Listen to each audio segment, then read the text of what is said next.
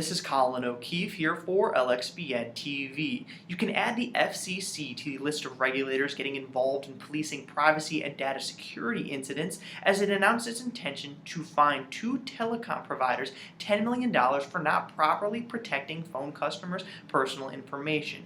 Joining me now to explain exactly what happened and what it means going forward is attorney Jason Gavejian. He's with Jackson Lewis, an author on the firm's Workplace Privacy, Data Management, and Security Report.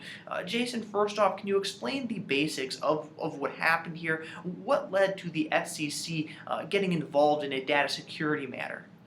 Yeah, first off, I just want to say thanks for having me, Colin. I really appreciate the opportunity.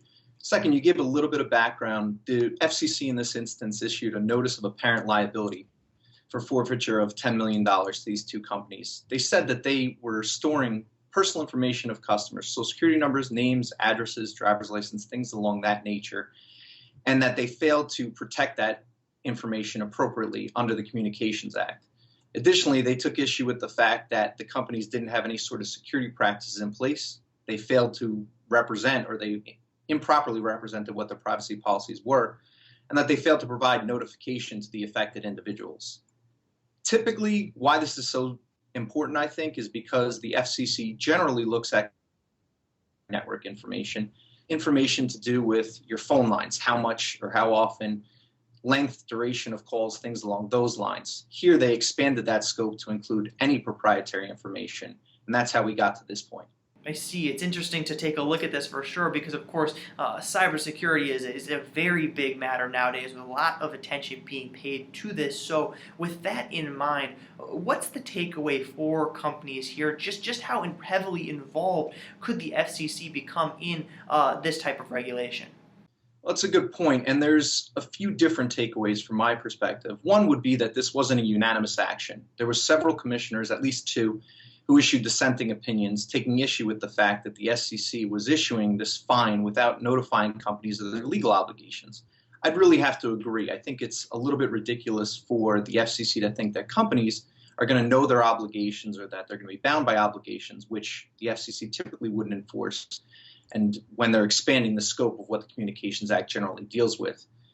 Second, if the FCC continues to regulate in this area, they're going to face challenges that similar to what the FTC is facing, where companies are questioning entities or these agencies are exceeding their scope of authorization in these enforcement actions. The FTC and FCC both regulate telemarketing phone calls in the past, and those issues led to some inconsistencies between the agencies. And so the TCPA, or when the FCC was enforcing the TCPA, they had to issue a new report and order in 2012 to bring their guidance in line with the telemarketing sales rule. The biggest takeaway for me, and I think you mentioned it really at the outset, was that agencies, regardless of industry, continue to push to enforce data security obligations, and companies should be proactively reviewing what policies and practices they have in place.